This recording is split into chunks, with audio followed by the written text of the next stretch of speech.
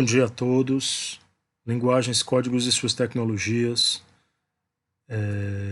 Deus ajuda quem senta e estuda. Hoje nós daremos continuidade ao estudo dos termos da oração. Na nossa última aula de análise linguística, nos termos da oração 1, o último termo estudado foi o adjunto adnominal. Então, o adjunto adnominal é um termo ligado a uma palavra de valor substantivo que especificava, delimitava ou restringia esse termo ao qual ele se relacionava, que é um termo de valor substantivo. Então, hoje nós vamos começar a estudar o complemento nominal, que é um termo da oração, que, como o próprio nome diz, ele completa o sentido de um nome de valor relativo. E o detalhe, ele é sempre preposicionado. É diferente do adjunto adnominal, que não tem essa obrigação de vir sempre preposicionado. O complemento nominal é a condição sine qua non para ele desempenhar essa função, ele tem que vir preposicionado. Então, o complemento nominal, ele vai completar, uma outra característica dele, é que ele vai completar um substantivo abstrato e paciente. O que é isso, professor? Já nós vamos detalhar isso mais completamente. Outra característica é que o complemento nominal, ele completa o sentido de um adjetivo ou de advérbio. Então vamos aos exemplos para a gente analisar. Juliana mora longe de mim. Observe, Juliana mora longe. Longe é um advérbio, adjunto adverbial. Se eu parar a frase, essa oração bem aí longe, você forçosamente vai notar que está faltando alguma coisa. Ou seja, o nome longe, o advérbio longe, ele tem um sentido incompleto. Porque se eu disser Juliana mora longe, quando você diz mora longe, você tem que especificar, tal como na física, para a gente dizer que algo está em movimento ou em repouso, nós precisamos de quê?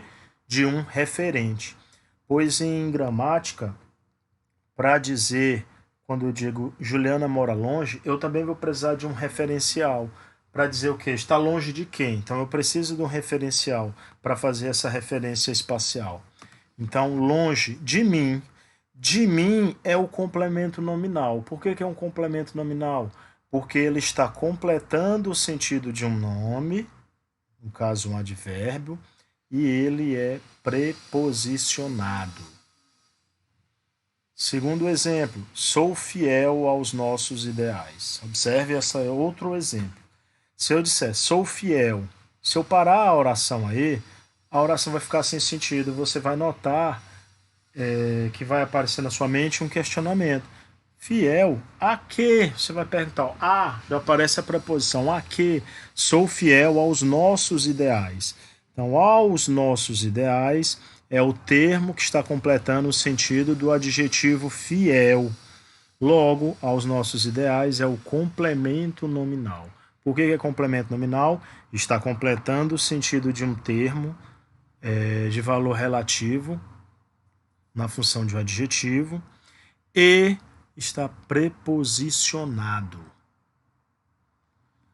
Agora, o terceiro exemplo. Tenho certeza de sua aprovação. Observe, eu tenho certeza. Certeza é um substantivo abstrato e paciente.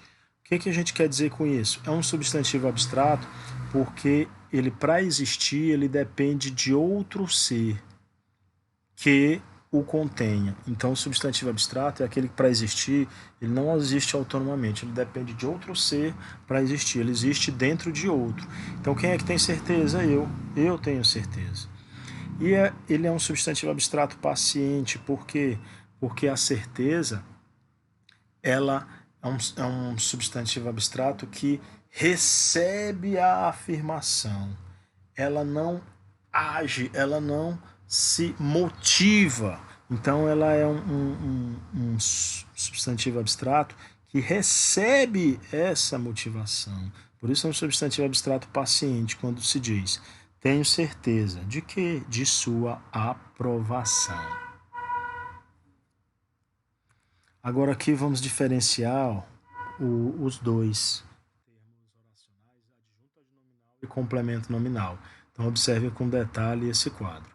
O adjunto adnominal, ele é um substantivo concreto, ao passo que o complemento nominal é um substantivo abstrato e paciente, nunca agente.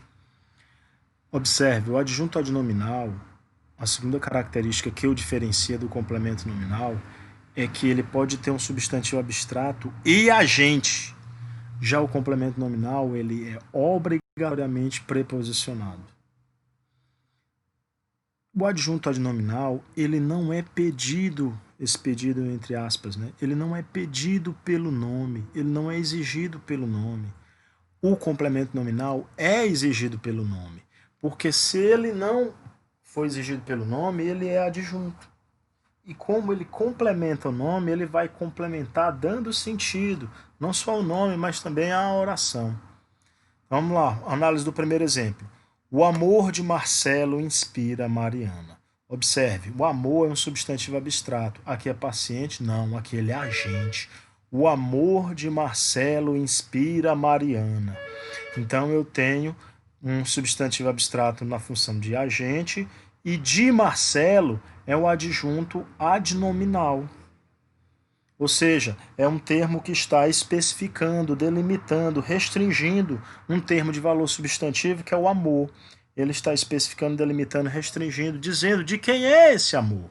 Então, o amor de Marcelo inspira Mariana. Quando se diz o amor a Marcelo inspira Mariana, observe que agora o amor ele deixou de ser agente, um substantivo abstrato agente, e passou a ser um substantivo abstrato paciente. Ele não é mais o agente, agora ele é o alvo, ele é o paciente. Então, o amor a Marcelo inspira Mariana. O amor a Marcelo, ou seja, é Mariana que sente esse amor, que tem esse amor a Marcelo. Então aqui eu não tenho mais adjunto adnominal, aqui eu tenho um complemento nominal, porque o substantivo abstrato paciente veio preposicionado e é exigido pelo nome. Terceiro exemplo, a casa de pedra resistiu mais. A casa é um substantivo concreto. De pedra é o material do qual a casa é feita. De pedra está especificando de que material a casa é composta. Resistiu mais. Então eu tenho um adjunto adnominal. Agente da passiva. Agente da passiva é um termo preposicionado que vai indicar quem pratica a ação verbal na voz passiva analítica. Então depois a gente vai estudar esse assunto com mais calma dentro das vozes verbais. Então o agente da passiva, por hora, a gente só precisa saber de algumas características dele. Que ele possui as preposições de e por, e ele é facultativo, ou seja, pode ou não aparecer na voz passiva analítica. Então vamos lá. Muitos exercícios foram resolvidos por mim. Sujeito simples, paciente, muitos exercícios. Locução verbal foram resolvidos, o agente da passiva por mim. Então está na voz passiva analítica. Se eu quiser passar da voz passiva analítica para a voz ativa, como é que fica? Eu resolvi muitos exercícios. Segundo exemplo, a cidade estava cercada de inimigos. A cidade, sujeito simples paciente, estava cercada locução verbal, e o agente da passiva, quem é? De inimigos. Agora, se eu quiser passar da voz passiva analítica para a voz ativa, como é que eu faço? Vai ficar assim a frase, ó. Os inimigos cercaram a cidade. Voz passiva, a cidade estava cercada de inimigos.